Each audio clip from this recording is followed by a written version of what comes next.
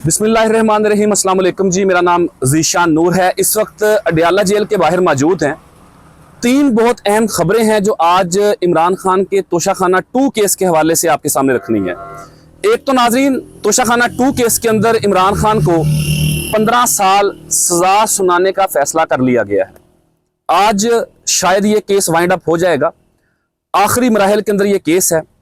और इसके अलावा अब से कुछ ही देर कबल एक बहुत अहम शख्सियत की, एक ताकतवर शख्सियत की अडयाला जेल आमद हुई है।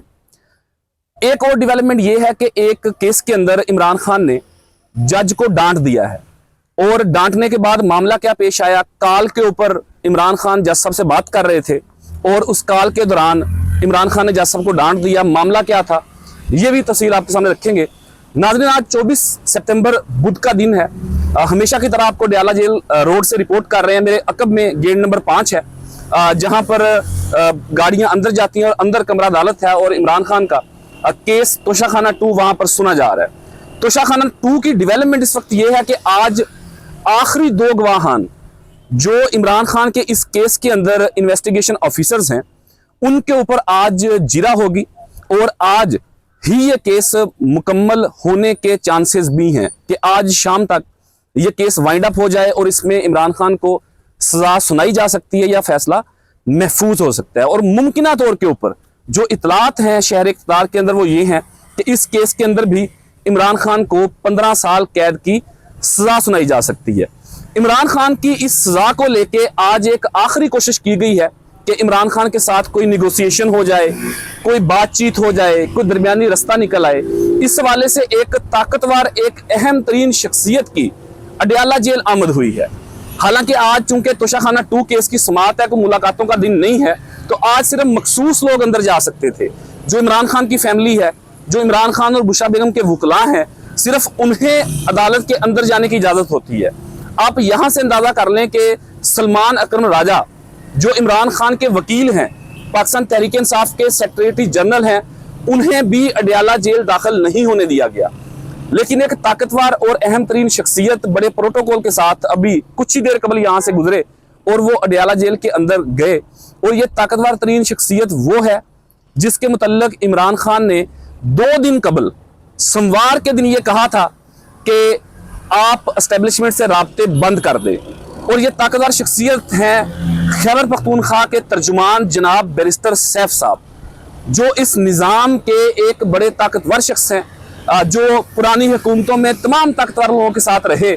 और 2 दिन कबल जब इमरान खान ने यह कहा था कि मैं 3 लोगों को यह पैगाम देना चाहता हूं कि आप पाकिस्तान की इस्टेब्लिशमेंट के साथ राब्ते ख़त्म कर दें। उनमें एक अलीमीन गंडापुर थे, एक उनमें चेयरमैन PTI बैरिस्टर गोहर थे और तीसरे बैरिस्टर सैफ थे। तो अगर इमरान खान ने यह कहा था कि आप राब्ते ख़त्म कर दें, तो इसका मतलब है कि उनके इस्टेब्लिशमेंट के साथ राब्ते थे और संजीदगी की सतह के ऊपर थे। तो आज बैरिस्टर सैफ गैर मुतवक्के तौर के ऊपर जो कोई प्रेडिक्ट ही नहीं कर रहा था, वो आज अडयाला जेल पहुंचे हैं। और लग ये रहा है कि शायद आखिरी कोशिश की जा रही है इमरान खान को राजी करने की, इमरान खान के साथ बातचीत करने की, ताकि ये फैसला सुनाने से पहले कुछ चीजें अगर तय होती हैं तो फिर फैसला उस तरीके से सुनाया जाए। क्योंकि आपको मालूम है कि पाकिस्तान में आइन, कानून, अदलिया के जरिए तो फैसला सुनाया नहीं जाता, बल्कि फैसला सुनाया जाता है नजरिया जरूरत के तहत। तो एक तो ये बड़ी डेवलपमेंट है आज के तोशाखाना 2 केस के अंदर। दूसरी नाज़रीन अहम डेवलपमेंट ये है कि ये केस इस वजह से बुसीदा है, ये केस इस वजह से कमजोर है, इस वजह से इस केस के अंदर मुख्तलिफ शख्सियात को बतौर सालस निगोसिएशन के लिए शामिल किया जा रहा है। क्योंकि इमरान खान के खिलाफ जो मरकजी गवाहान थे वो अपनी बात से मुकर गए हैं। मिसाल के तौर के ऊपर इमरान खान के एक मिलिट्री सेक्रेटरी थे, ब्रिगेडियर रिटायर्ड मोहम्मद अहमद, वो भी इस केस के अंदर मरकजी गवाह थे और पिछले हफ्ते वो इस केस के अंदर अपेयर हुए थे बतौर गवाह। और उन्होंने क्लियर कहा कमरा अदालत के अंदर कि जी इमरान खान ने बतौर वजीर आजम, जब मैं उनके साथ मिलिट्री सेक्रेटरी के फ़राइज़ सर अंजाम दे रहा था, उन्होंने कभी भी इस चीज़ को पोलिटिसाइज नहीं किया। उन्होंने तमाम प्रोटोकॉल, तमाम डॉक्यूमेंट्स पूरे किए, लिहाजा उनके ऊपर इस तरह का कोई भी केस बोगस केस होगा। तो इस बड़ी गवाही के बाद बुनियादी तौर के ऊपर यह केस दरम तख्ता हो गया है। लेकिन चूंकि सजा सुनानी है, लेकिन चूंकि इमरान खान को मैनेज करना है तो इस वजह से कोशिश की जा रही है कि आखिरी मरहले के अंदर ये केस है और इमरान खान को इसमें राम राम कर लिया जाए। तीसरी नाज़रीन जो अहम डेवलपमेंट है वो ये है कि इमरान खान का GHQ हमला केस के अंदर ATC रावलपिंडी के अंदर जज अमजद अली शाह केस सुन रहे हैं और उन्होंने ये आर्डर किया था कि इमरान खान को फिजिकली अदालत के अंदर पेश नहीं किया जा सकता, लिहाजा उन्हें वीडियो लिंक के ऊपर अदालत में पेश किया जाएगा। लेकिन फिर वो अपनी बात से मुकर गए और वीडियो लिंक से भी पीछे हट के उन्होंने जो गुज़श्ता रोज बरोज मंगल समात हुई उसमें उन्होंने इमरान खान को व्हाट्सएप की वीडियो कॉल के ऊपर कमरा अदालत के अंदर लिया। लेकिन इतलात ये है कि जब उनकी कॉल इमरान खान के साथ कनेक्ट हुई तो इमरान खान ने खरी खरी सुना दी। इमरान खान ने डांट दिया जज साहब को और जब इमरान खान ने बात की तो उसके बाद जज साहब ने कहा कि आप ये बात ना करें, आप ये सियासी बात कर रहे हैं, आप जिन लोगों के नाम ले रहे हैं ये आप बराए मेहरबानी ना लें। जिसके बाद उन्होंने कॉल कट कर दी और उसके बाद जब दोबारा कॉल कनेक्ट की गई तो उन्होंने म्यूट कर दिया ताकि इमरान खान को ना आवाज जाए ना उनकी आवाज बाहर सुनाई दे सके। तो बज़ाहिर उन्होंने डांटा और उस केस के अंदर जो इमरान खान के खिलाफ सरकारी वकील हैं, जो प्रोसिक्यूटर हैं, और दिलचस्पी की बात यह है कि जो GHQ हमला केस के अंदर इमरान खान के प्रोसिक्यूटर हैं एडवोकेट इकराम मिन्हास, वो भाई हैं जस्टिस इनाम अमीन मिन्हास साहब के, जो 26वीं आईनी तरमीम के बेनिफिशरी हैं और इस वक्त इस्लामाबाद हाई कोर्ट में जस्टिस हैं। और इमरान खान के कुछ दरखास्तें उनके पास लगी हुई हैं और जब वो दरखास्तें उनके पास लगी तो इमरान खान के वकला ने जाकर ये इस्तदा की कि जस्टिस साहब इमरान खान का ये पैगाम है कि मुझे आपके ऊपर इतमाद नहीं है, क्योंकि एक तरफ आप जज हैं, मेरी दरखास्तें आपके पास लगी हैं, दूसरी तरफ आपके जो भाई हैं वो मेरे खिलाफ सरकारी वकील हैं, मेरे खिलाफ प्रोसिक्यूटर है केस के अंदर और मुझे इंसाफ के अंदर खलल आता दिखाई दे रहा है, लिहाजा आप ये केस ना सुने। लेकिन उन्होंने कहा जी नहीं, मैं तो ये केस सुनूंगा। लेकिन फिर 7 महीने तक इमरान खान की वो दरखास्तें नहीं लगी। हालांकि नाज़रीन ये प्रेसिडेंट हमेशा अदालतों में रहा, ये अदालतों की इंटेग्रिटी रही, ये जजेस की क्रेडिबिलिटी रही कि अगर किसी ने, किसी वकील ने उनके ऊपर अदम एतमाद किया तो उन्होंने विद इन सेकेंड अपने आप को रिक्यूज कर लिया। वो उस बेंच से उठ गए या उस केस से उठ गए, उन्होंने कहा कि जी अगर मेरे ऊपर एतमाद नहीं है तो मैं ये केस नहीं सुनूंगा।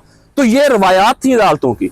बदकिस्मती के साथ 26वीं आईनी तरमीम के बाद और इस रजीम के आने के बाद अदालतों को, जजेस को, अदलिया के निज़ाम को जिस तरीके से डिमोलिश कर दिया गया, ज़मीन बोस कर दिया गया, उसकी मिसाल आपको दुनिया भर के अदालती निज़ाम के अंदर नहीं मिलेगी।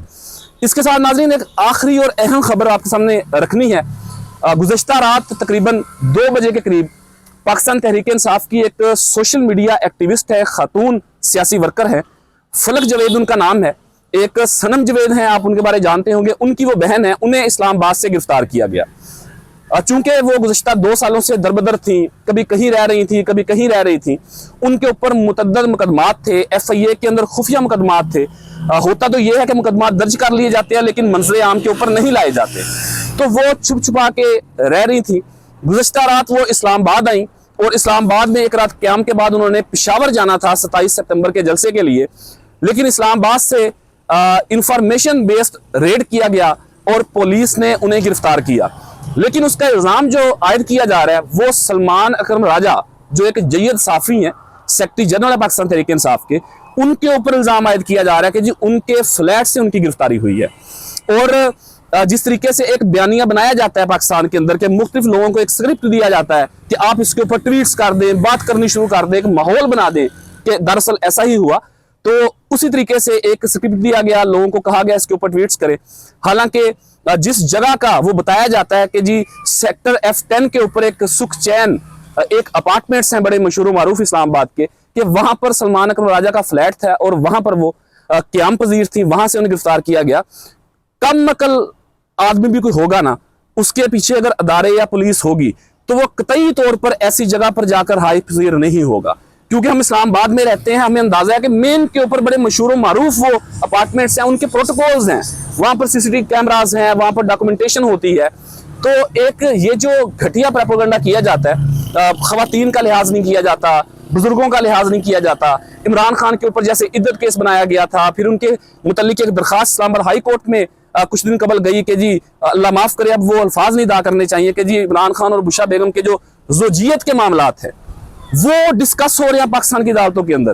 पाकिस्तान की दूसरी सबसे बड़ी अदालत इस्लामाबाद हाई कोर्ट के अंदर दरखास्त जाती है और कितनी बेहूदगी से, बेशर्मी से, ढटाई से तमाम कानूनी, इखलाकी, माशरती रवायात को पामाल करते हुए वो दरखास्त जज साहब लगा देते हैं।